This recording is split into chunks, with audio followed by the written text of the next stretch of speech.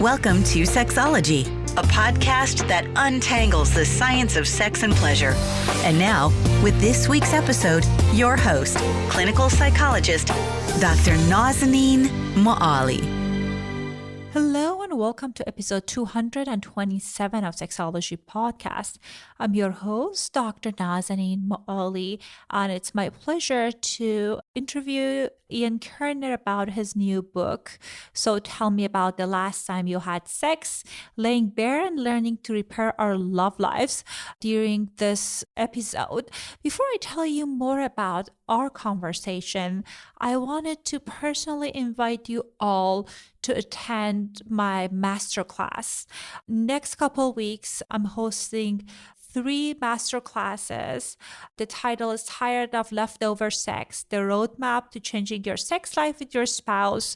Because one of the very common challenge that many of my listeners and also clients have, that they feel that they're stuck in a dead relationship. They don't feel like they find their partner desirable. They don't have satisfying sexual experiences. So if that's you want to attend this free masterclass. In this masterclass, we're going to talk about sexual boredom. We're going to talk about the main source of sexual dissatisfaction in long-term relationships. And we're going to talk about how you can tackle these problems. Anyhow, as I mentioned, our guest is Ian Kerner. I interviewed Ian a few months ago in our show, and I was so excited to hear that he was launching this new book. I got an advance copy. I read all through it in my week off, which is so wonderful. I highly recommend his book.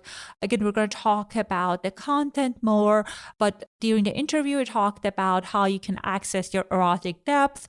We're going to talk about how you can cultivate arousal with touch with your partner. So lots of juicy, really good, actionable suggestions that Ian shared with us. I don't think Ian needs an introduction, but a little bit about him. He's a licensed marriage and family therapist and nationally recognized sexuality counselor who specializes in sex therapy, couples therapy, and working with individuals on a range of relational issues. Ian is a New York Times bestseller author, She Comes First, which has been translated into more than a dozen languages. You can read his full bio in the show notes. And I have another exciting news for you. We are giving away 5 hard copies of his book. In order for you to enter for the giveaway, make sure you're listening all the way to the end. During the outro, I'll give you specific instructions on how to enter, and I hope you'll be as lucky as I am, and you'll get one of the copies. All right, here's my conversation with Ian Kerner. Hello and welcome to another episode of Sexology Podcast. I am so excited and honored to have Dr. Ian Kerner back on our show. Ian, welcome to our show. Thank you. It's great to be back. I'm very excited. I am very, very excited too. I was just sharing with you that generously you sent me the advanced copy of your book and I loved it. So the book called, So Tell Me About Last Time You Had Sex. I think it was a great book. It is a great book. And when I read it, I loved it. And one thing that we haven't talked about, so you don't know about it, is I remember you talked about you asking your couples about last time they had sex during the talk that you gave in New York, I think that was a year and a half ago. And you dropped that gem and I picked it up and it helped me a lot. Great. Well, to me, I don't know about you and your practice, but when patients come in, they've usually waited 5 years too late by the time they come in, right? So whatever is going on in their sex lives, it's been building up. And people want a solution, or they want hope, or they want to believe that things can be different.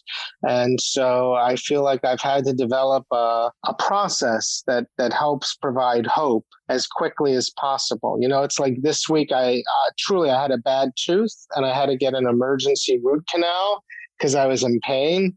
And the first thing the doctor said is, oh, I'm going to get you out of pain, and there's still a lot of work that has to be done because the tooth is not a perfect tooth. But getting me out of pain was so important. And I feel like couples come in and they're in pain. And if I could start to get them out of pain, then that's why how I'm doing my job. And so asking that question, so tell me about the last time you had sex, it's actually the best way I know of getting them out of pain, because every sexual event is a story. It has a beginning, middle, and an end. It has a sequence of interactions that are behavioral, that are psychological, that are emotional, that have a beginning, middle, and an end. And it's a sex script. And if our sex scripts work, great. But if they don't work, then they're reinforcing the problems that we're coming in with. And so for most couples who are coming in, they have ways of having sex or sex scripts that are reinforcing and perpetuating the problem that they're experiencing. So by asking that question and thinking about it through a lot of different lenses, I learn about their sex script, and then I help them rewrite their sex scripts so that it's not reinforcing the problem, it's moving them towards pleasure. Well, I know in the book you talked about it like you being a detective, like Sherlock Holmes going to the scene. And I think that's very powerful, because before I was asking people like their usual routine. And I feel like you don't get the whole story, because people, they just like tell you at times what they want to have or the sex they remember. But when you ask them about the last time, first you kind of like help them to kind of like center themselves and kind of like think about, what do I want to kind of, what's the reality is in this relationship? Because sometimes people cannot even recall. That's right. A lot of people come in, it's funny sometimes, because I'll ask a couple, so tell me about the last time you had sex. And from the beginning, they can't even agree on the actual time. They'll say, oh, it's Saturday. No, it's Thursday. No, it's 2 weeks ago. It's a month ago. It's a year ago. And then I know we're in for a roller coaster, because if you can't even agree on the time you had, when you had sex, you're definitely not going to agree on what happened. But also the reason I say that it's a little like being Sherlock Holmes, and I'm sure you can relate to this, is sexual problems can sometimes be a mystery. And they're determined by a number of different factors, right? There could be physical factors, there could be psychological factors, there could be relational factors, there could be cultural and generational and economic factors. So when somebody comes in, even with a problem that seems very apparent, oh, I can't gain and maintain an erection, or oh, I can't have an orgasm. And you ask them, well, why do you think that is? The first thing that most people are going to say is, I don't know. They're disconnected they know what's happening, but they're disconnected from the why. And so that's why also it is like detective work, because we are solving a mystery that a patient is presenting that they don't know very much about. And you know what I found interesting and really resonated with me was when you kind of talked about it as a script, like a story that like, and I think like for many people, the struggle is the beginning of the story, build up of the story, which we're going to talk about. But what if people are not interested in the story, never been interested in the script for different reasons they are in the relationship? Is there a way for people to have a spark in this kind of sexually with their partner if they never been into the partner, like sexually? Oh, right. So I think the question you're asking me is sort of about attraction, right? Is it workable if there has never been attraction? Well, I can answer that question. I'll offer, let's have a conversation about it. I'll offer a response, and maybe you tell me what you think, I think sometimes couples pick each other and all they had was attraction. They had so much sexual chemistry or so much physical attraction, and they weren't really thinking about other dimensions that might go into the relationship. And sometimes, unfortunately, people are picking without that sense of attraction. They think, it's not important. I have so many couples who come in and say, well, I had that earlier and it was exhausting. And I just wanted stability, or I just wanted friendship or security. And so they sort of left the sexual part of themselves out of the picture, right? So that's not good either. So if you're in a relationship and your sexual self is kind of lost, I would like to try and help couples find it. I believe that everybody has a shot And it's kind of like we need to introduce your sexual selves to each other. They might not have been apparent at the very beginning, but here you are. You've picked each other nonetheless, and you're in my office. So it's kind of like a play date between children. Can we create a nice playground where we can get these children playing? I think it's a lot harder because I think there is something about sex and attraction that it's physical, it's chemical, it's intuitive, it's unconscious and conscious, it's magical and scientific. And so it certainly helps if you have that initial attraction. If my wife wasn't so cute, I don't know that we would have made it through. If I wasn't so attracted to her, I don't know that we would have survived a lot of the ups and downs that we've had to experience as parents and partners. Well, I absolutely can relate to what you're saying with couples that they had it once and they lost it. So there was initial attraction, which I see with many long-term couples, that they're like in long-term relationship, the spark, sometimes people lose the spark. I think that's something I've seen it get rekindled. People can kind of find each other sexually, find themselves to each other sexually. So I think I've seen that many times.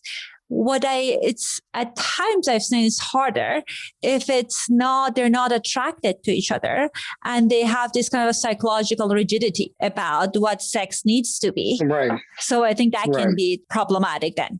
Right. So, you're right that sex is this like merging of bodies, and touching and curiosity and attraction really, I guess, is also curiosity in the other person, and I think you have to expand your definition of attraction. For example, I work with a lot of couples who felt the spark and then they lost it and they don't believe that they can recreate it. So they have to go and cheat or have affairs or, and they think, well, the only way I know how to experience attraction is by being attracted to something new. So if you don't have that physical attraction, or if that attraction went away, I would argue that there's still opportunities to create psychological attraction and mind-based arousal between the two of you. And that rather than leading with the body, you can lead with the mind and let the body be a passenger. You let the mind drive. But then the body might become like a very active passenger, like a backseat driver, I like that. And I think one thing that I really appreciated about your book that you talked about physiological arousal and psychological arousal. And most people that coming into, at least in my practice, they know how sex works. Just a matter of like, if they're struggling, there's not a necessarily build-up of kind of good beginning of the story. There's not enough psychological arousal. And some people, they don't even know what works for them. So how can people access that kind of like the erotic template, or how can they build up the psychological arousal? Mm-hmm. Well, you said something interesting right at the start, which is they're not building up arousal. So that's acknowledging already that there's a place in the sex script to build up arousal, right? And many couples, especially heterosexual couples, if I were to ask almost 100% of the heterosexual couples I've worked with about the last time they had sex, did you have intercourse, penis and vagina intercourse, or did you attempt to and it didn't go well? 100% of couples would say, yes, we did or we tried to. And then if I asked, well, how long did it take before you got to intercourse? From the moment you started to initiate, get undressed, get in bed, to the intercourse? How much time? What do you think most people say? I know my clients say like 2 to 5 minutes. So 2 to 5 minutes, right? That's about what my heterosexual patients, I say heterosexual because certainly queer, gay, and lesbian couples don't have the same feeling that they have to rush to intercourse. So they can engage in other activities along the way. And I talk a lot about that in the book. So if you're only allowing 2 to 5 minutes before you're trying to get to direct genital to genital stimulation, you're not allowing any arousal to build up, really, whether it's physiological or psychological. So I think the first thing is just acknowledging that we have to appreciate this kind of warming up period and simmering period and letting sexual cues and sexual feelings really start to percolate in our bodies.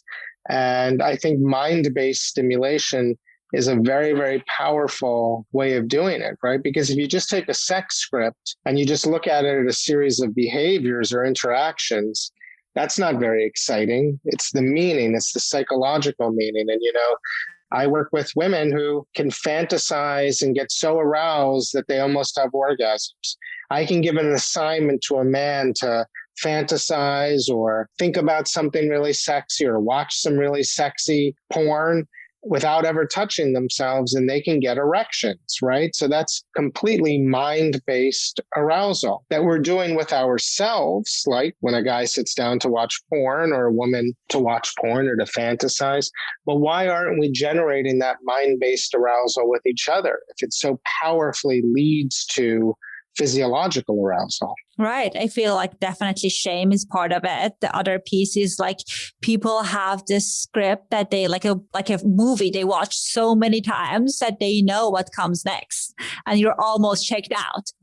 Even your favorite meal, if you're having it 400 times, then you might not be as present. Right. So I love that in the book you have this wonderful kind of tangible kind of exercises can people do to kind of explore this kind of world of eroticism. I think that's very powerful, because I think sometimes people thinking about improving their sex life is about changing the physiological arousal. It could be, but I think the big part of it, at least the people that I see, they can even do the things that they're doing, but they can kind of incorporate different mindset, or they build up the psychological arousal to have different experiences. I agree. I mean, you talked about sort of if you have 400 meals, it's going to lose its, flavor. But especially if those 400 meals never contain certain ingredients and never had certain spices, then you're never going to experience, then you only know one kind of a meal that you've eaten 400 times. So yeah, I focus a lot on people cultivating their erotic self, letting themselves open up to erotic themes, letting themselves open up to fantasies. In the very first session that I have with a patient, and your listeners can try this at home, is I say, instead of thinking about the sexual problem that you're experiencing, what is the solution? Oh, well, the solution would be way more foreplay or way more romance or way more kissing, or I'd love more oral sex, or I'd really like to try some power play, or yeah, I do have this kind of kinky fantasy about, the way somebody could look or dress up. And they start to talk about that in my office, and they're describing not the problem anymore, they're describing the solution. And then I'll start to support that and get them to thicken that up and make it really sexy. And so by the time they've left my office in the first session, they've actually shared a fantasy of the sex that they want to be having with each other. And so that's the start for some couples of starting to open up that conversation. And, some people will say, oh, I don't know my fantasies, or I'm too embarrassed to share them. So I distinguish between side-by-side mental stimulation and face-to-face. So face-to-face is like you and me, we're two actors on a stage. We're going to create a world just through our imaginations. That's hard, right? I think that's hard for couples to do. But maybe it's easier to read something aloud together, or to listen to an erotica podcast, or to watch ethical porn, or to make up like a sexy daydream, or share a sexy dream, or something like that. So I try and get couples in the beginning to kind of do it in a more side-by-side way without having to be so confrontational about it. I think that's such a powerful suggestion. I was like, when I was reading the book, I thought I was brilliant, because I think face to face, there is a level of intensity and the level of kind of like vulnerability that's like some people are not comfortable to start from that place. But I think side by side, you're co-authoring this story, and it feels more comfortable, at least for people that are at a place that they're struggling. Absolutely. And what's interesting is we can be vulnerable sexually with our bodies, right? Like we can make our bodies available in the light of day and open and honest. And so we can get our minds to catch up. I mean, isn't it so interesting that we can bring our bodies often in there? Sometimes we can't. Look, we have self-esteem issues, or we're shy, or there's some trauma. But in general, a lot of us think about sex as making our bodies available. doesn't take too much work to make your minds available, but you have to, it's like putting training wheels on the bicycle. You have to start a little slowly. I like that. And I know in the book, you talk about this kind of like leaning into erotica, to porn, to get inspiration, which I 100% agree. And at times I feel like people have shame about it. They feel like if we're leaning into that says a lot about our relationship. We're broken.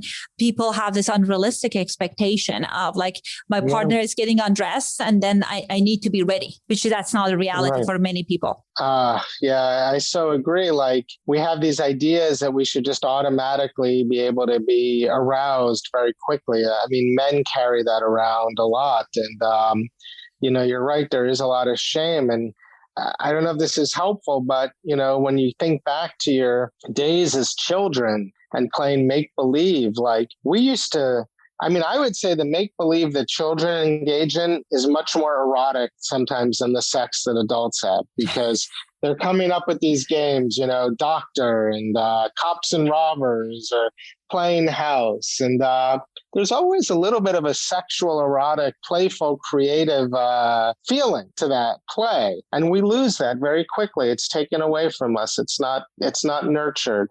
But it's the same kind of play. Like it's fun to play with power dynamics, or it's fun to pretend to be somebody you're not. Or so again, like it's in you. I guess everything I'm saying, it's in you. It's in you. It's there. It's probably in your history. It just needs to be reactivated in a safe way. Well, that's certainly very reassuring. It boosted my confidence as we're talking about this. I can imagine for listeners also, it's very meaningful. One of the things that I think is helpful that you talked about is kind of like accessing our erotic depth. I feel like many people, because of the busy lives they're living, they're not connected with their kind of erotic energy, and they're just not inspired. So how can we increase our erotic depth? Yeah, it's interesting because when I'm talking about sex scripts, I'm usually talking about a sexual event, right? So here was a sexual event today's Friday, last Friday, and maybe there's going to be a sexual event tonight. But what happened between those two events? Was there any eroticism in the air? Was it just about being partners, parents, co-managers of life? And so I do think we have to decouple eroticism from sex and understand that eroticism can exist in its own right. And a lot of us already have this in our relationships. We can get a little playful, a little frisky, a little jokey, around sex, but it's not always well received. It's not always cultivated, and it's not always expected, but in the end, we miss it. I talk to a lot of people who say, well, of course we're not having sex because there's nothing leading up to it that feels sexy or erotic. So I think thinking about the space between erotic events is as important about thinking as of the sex script and the sexual event itself. And I think with all things sexual, a little goes a long way, right? So being able to just have a quick, sexy moment with your partner, being able to say something sexy that comes from the heart or from the groin, or share something sexy. It doesn't have to be, even when I talk to people about fantasies and erotic themes, people sometimes feel overwhelmed. Oh, what do you mean? Like we have to dress up, we have to role play, we have to pretend we're strangers, we have to go to sex toy stores? No, it begins with your own imagination. It's as simple as expressing what's in your head through your mouth. That's the hottest part. If I'm being candid about my own sex life, I think I have a very hot, erotic sex life with my wife. But it's all based in talking and language, So a little goes a long way, I believe. I agree with you. I think it's just a matter of kind of leaning into your creative side, as you mentioned, and kind of like thinking about the sexual experience as a continuum. Because people kind of think about, as you said, that's a kind of a single event, and they don't have any, even sometimes relationships outside the bedroom is bad. I don't know how else I can phrase it. It's like they're not talking talking to each other respectfully. They have tons of kind of like unresolved issues. And sometimes they think, they wonder why sex is not good. It doesn't mean like they have to have a perfect relationship. But as you said, it's important to have good enough relationship, good enough kind of verbal foreplay for people to be open to having good sex. Absolutely. And, you mentioned sort of, so how do you keep eroticism alive? Every couple that I work with, if I ask them, what's the one thing you want most out of your sex life? Across the board, what's the one thing that you want most? Almost every single one of them says the same thing. You know what that is? Feeling desired. At least that's what my clients say. Yeah. Feeling desired. I want to be desired. I want to feel like he really wants me. I want to feel like she really wants me. I want to feel like they really want me. Mm-hmm. They want to take me. They want to eat me up and gobble me up. They want me to be their sex object. They want to feel that desire, right? Doesn't mean they want to have sex. Doesn't mean they have to have sex, but we all want to feel that desire. And if we decouple that desire from having to be a sexual event, maybe there's lots of ways in which that desire can get expressed and can stay with us and can make us feel like we're a desired person in our minds. I think that's when so many couples and people get depressed, is when they just don't feel desired in their partner's minds. But I could go a month without having sex with my wife. She could feel very desired. Same by me. I can be upset that we're not having sex, but I can still feel desired by her, because desire doesn't have to exist coupled with sex. I like that. And I think that's something that many people neglect. They think kind of having good sex is about skills. Like people they miss this point of they're thinking about, I have to improve my skill, but it's more, again, skills are good. But I think it's more about kind of like really showing up and kind of gaining into that erotic energy and kind of being open to let like your partner see that you're desiring them, and kind of like really being curious in that dynamic. 100%. Well, tell us about your book. So I'm sure many of our listeners are curious about it. So I just recently took my first flight after a year and a half. I was reading about it on the plane on the book, and I was like vigorously highlighting things because where did you go? Where was your first trip in a year and a half? We went to Bryce Canyon, Zonyan Canyon for camping. Nice. So yeah, it was wonderful. And I was like, okay, I want to read this. And I was kind of anxious because that was the first time I was wearing mask on the plane. But your book definitely helped. It took my mind off of the kind of anxiety around flying. And I love that, like all of those wonderful, actionable things that you had in the book, because sometimes I feel like some books are wonderful, but it's just this about presenting ideas. I think ideas are good, but people need some hands-on activity, which your book offers. I think so. Like even in couples therapy and sex therapy, we can have a very nice session of talking, but what are you going to do between now and the next session, right? I got to give you some homework.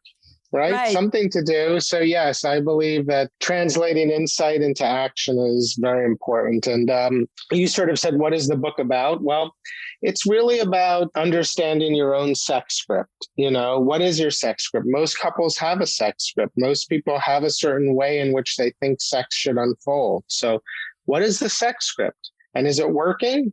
I think for most people, if they're reading my book, it's because something is not working in their sex life. And again, so maybe the way in which you're having sex is reinforcing the problem that you're having, not feeling desired, not feeling connected, not having orgasms, feeling pain, not getting erections, or ejaculating too quickly, whatever it is. So I kind of give people, I hope, a new way of thinking about a sexual event, which is as a script. And I walk through, because, actually I was, prior to becoming a therapist, I always wanted to be a playwright. So I loved theater and I loved dramatic structure.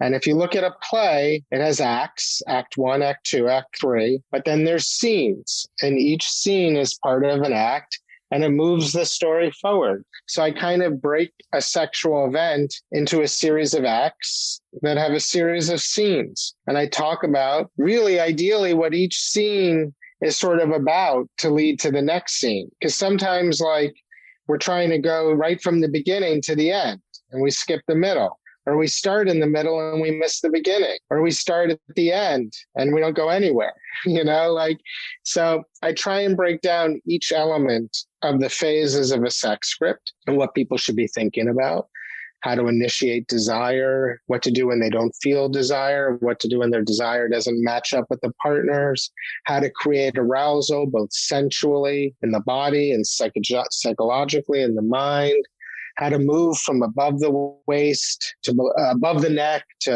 above the waist to below the waist. The whole thing from beginning to end, I break down and I try and give readers a methodology to build their sex scripts, to rebuild them, to rewrite them in ways that work for them. And then part 2 of the book is all the different problems that people often have, the common problems, and how to adjust the sex script to work with that problem, like erectile unpredictability or orgasm issues. Well, I personally appreciated that you offer different types of scripts, because I feel not everyone feel inspired to kind of look into different options. And I think that what's good that in every chapter you offer resources. So I think people can navigate this together, because sometimes I feel like couples feel like they try a couple things and it's not working, and they kind of write off their kind of sexuality in a way with their partner. So I think it's good to know that there are different alternatives. I agree. And I try and bring in a lot of LGBTQ stories as well, because, look, I think the vast majority of readers are probably going to be heterosexual couples for my books. But heterosexual couples do not have enough sexual resilience. So if they encounter a problem, they either try and solve it one way, which just perpetuates the problem, or they kind of give up. But because LGBTQ couples are sort of already out of that kind of discourse, that heteronormative discourse, they're sort of automatically a little more flexible and creative in their thinking. And because LGBTQ people have dealt with oppression and marginalization around sexual identity and expression, they've often had to struggle harder to be sexual and to have more resilience in the face of obstacles. So I think that heterosexual couples can learn a lot from LGBTQ couples. It's interesting because as I was looking at statistic for something else, said and it seems like they have I would say heterosexual couples have tons of more problems. At least based on what I hear with orgasm gap, all of those things. So, but as I'm hearing you talking, I never thought about that. Maybe there's a more resourcefulness when it comes to sexual experiences and more way of connecting, which help people to have less of challenges. Of course, there are people of all genders that at times they struggle. And I think every single person at times they struggle. It's just normal to struggle at times, just a matter of if it's a trend or pattern, then you want to get support around that. Absolutely. I think, I believe that challenges are opportunities, and that's not just a soundbite. I've lived that. I've lived with a lot of sexual challenges of my own. I have felt at times defeated or hopeless or forlorn, but I've also learned that each of those challenges presents an opportunity to do something new and something different. And that new and different can be just as good as what you thought you were going to do. And it's not what you imagined sex might be, but it's even better in a way than what you imagined it could be. So I really do believe that if we embrace our challenges and constraints, we can really develop new, creative, satisfying sex scripts. And I think I like the idea of looking at sex as a sex script, something that you can rewrite and edit, because as we go through different stages of life, we really need to edit it at times. So what works when you're 20s, then maybe it's not working when you're 60s or 70s. So that's something you can always change and make it work for you. I think that's so true, right? You go through the life cycle and you do change. You change emotionally, psychologically, sexually, your body changes. And with that, we have to adapt. We have to adapt in all phases of life to different kinds of obstacles and issues. And sex is the same thing, right? We can't exercise exactly the same way. It doesn't mean we can't enjoy exercise in the same way. So I think editing your sex script for the life cycle is very true. Well, as I mentioned, I love the book. I think it's amazing. And I'm excited that you will release it soon. So if people are interested to purchase it, what are some of the places that they can find it? Well, I think the best thing is if you go to my website, iankerner.com, and you click on the book, it gives you a number of different booksellers. Obviously Amazon is important because it's nice to get good reviews on Amazon. But I also believe in supporting your indie bookstore. And I think the book should hopefully be wherever you want to find it. You might have to wait a day if you have to order it, but it should be there for you.